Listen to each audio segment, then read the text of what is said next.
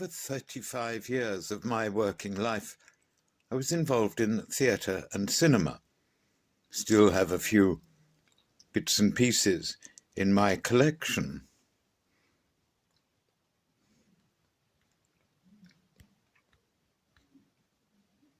One of them is this poster of the old Theatre Royal Glasgow with a character actor called Arthur Lloyd on the bill.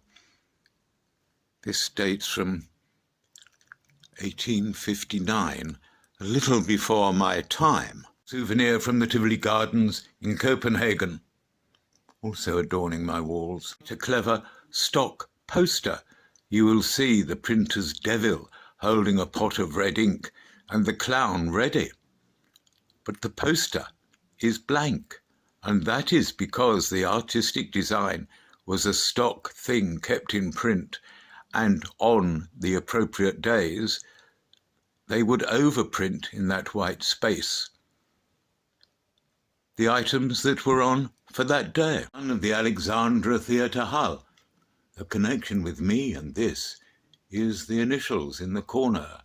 T.B. Terence Byron, who ran this theatre and quite a few others, including the Lyceum Theatre crew, which I ran for 8 years, principally out of my own pocket. What concerns me now is the plight of our theatre and cinema business in London, the United Kingdom, and across on the Great White Way, Broadway in America, because they're all shut.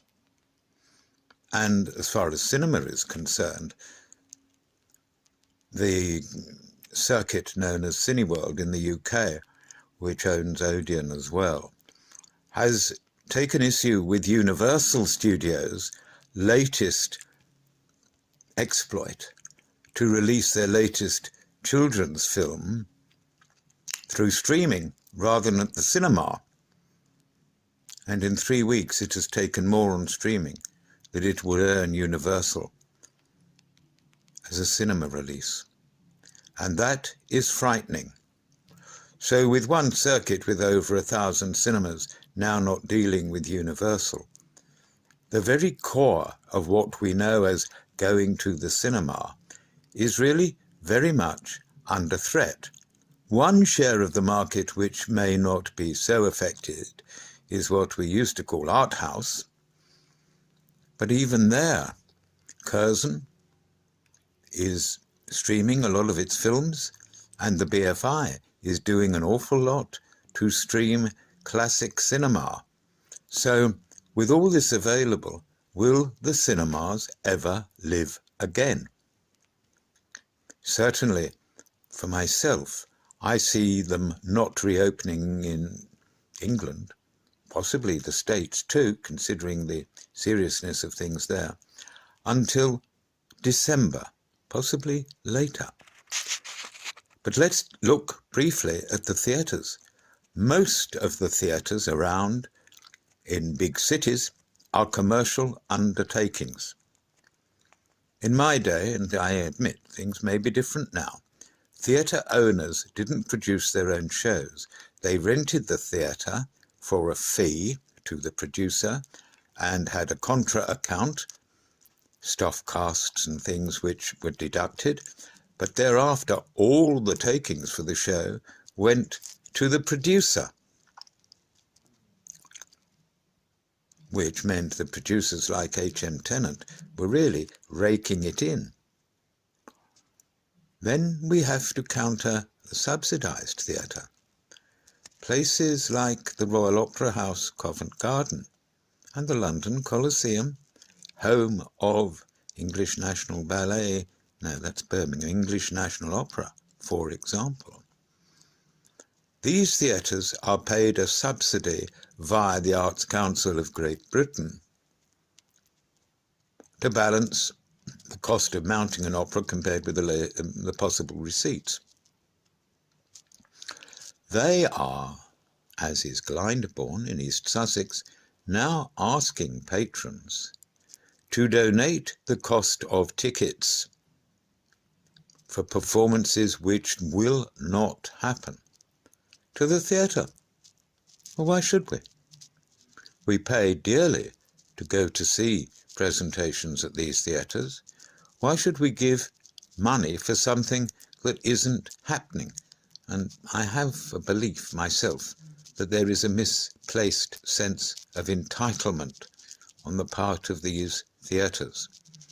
In the case of ballet, it may be slightly more different because the Royal Ballet is a stock company at Covent Garden.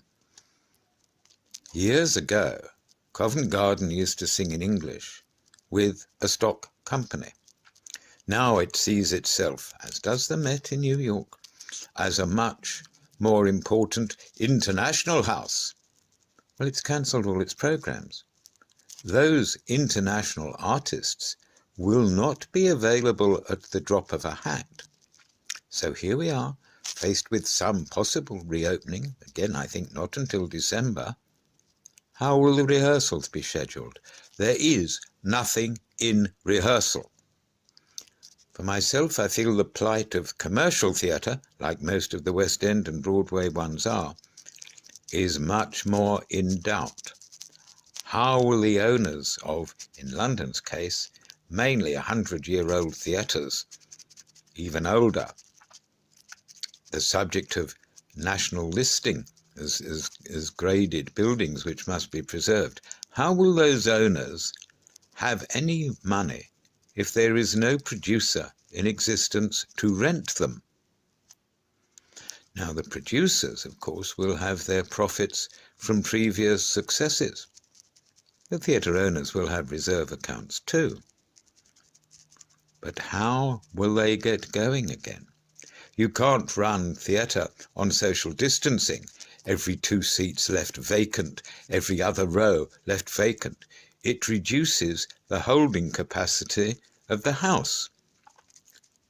When I was manager of Wyndham's, we had to work out what was called a total seater. How much we could achieve between, say, a top price of £5 and the cheapest price of 50p. And we had to come up with the configuration of those prices as to how we could do it, assuming a full house. And the producer used to look at these figures and assume that averagely he might play to 40% of that and work out his budget accordingly. How can they possibly work on half or a third or a quarter of the theatre's capacity? Will never hold enough money. So the future is very much unclear.